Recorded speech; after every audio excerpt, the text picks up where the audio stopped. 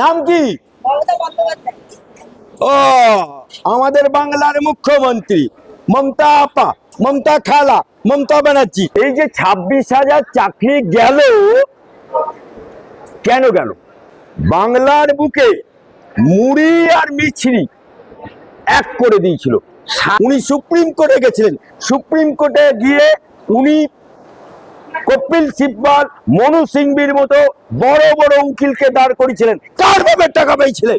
তাদের মলম বিক্রি করছে। 26,000 চাকরি থেকেও মুখ্যমন্ত্রী এখন ঘায়ে মলম লাগাচ্ছে, বার্নল লাগাচ্ছে, কিন্তু ও ঘা শুকোবে না। নক করো মুখ্যমন্ত্রী। আমি অ্যাডভোকেট আলী আব্দুল চাঁদ বলছি, বাপের বিটি হলে জবাব দেবে। যেদিনকে সুপ্রিম কোর্টের রায়ে তৈরি করা কারখানা টাটা কোম্পানিকে ডিনামাইট দিয়ে উড়িয়ে দিয়েছিলে, কার রায় দিয়েছিলে? সেদিনকে সুপ্রিম কোর্টের রায় দিয়েছিলে। আর আজ 26,000 চাকরি গেল, সেটাও সুপ্রিম কোর্টে। নিজের বেলায় আটি সুটি, পরের বেলায় দাক্কা পাটি না। নাম কি?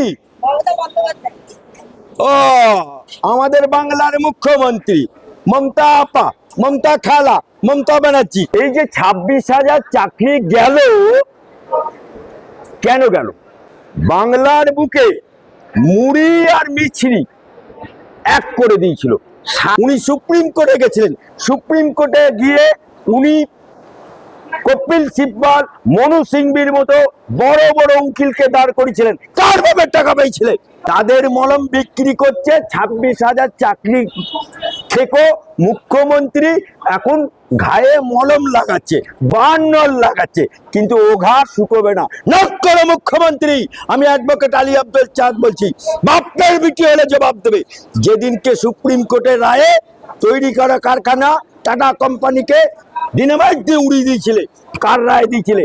সেদিনকে সুপ্রিম কোর্টের রায় দিয়েছিলে। আর আজ 26,000 চাকরি গেল, সেটাও সুপ্রিম কোর্টে। নিজের বেলায় আটি সুটি, পরের বেলায় দাক্কা পাটি না।